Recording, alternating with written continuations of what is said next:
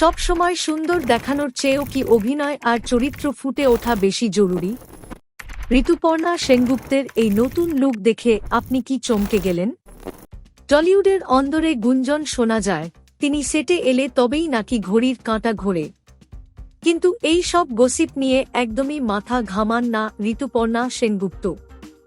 ইন্ডাস্ট্রিকে এতগুলো বছর দেওয়ার পর তাঁর স্পষ্ট কথা, আমি অভিনেত্রী, সব সময় সুন্দর দেখাতেই হবে এমন কোনো কথা নেই।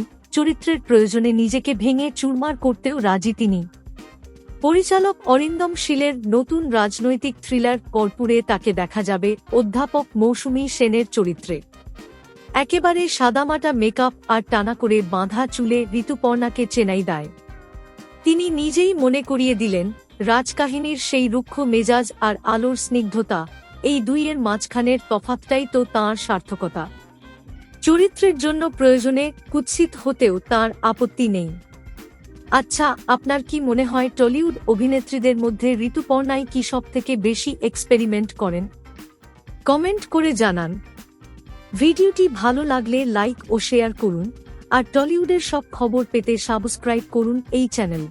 আপনার নিজের জন্য বা নিজের ব্যবসার জন্য পার্সোনাল বা বিজনেস ওয়েবসাইট তৈরি করতে চান, অথবা তৈরি করতে চান আধুনিক মোবাইল অ্যাপ, কোথায় যোগাযোগ করবেন, কিভাবে শুরু করবেন বুঝতে পারছেন না?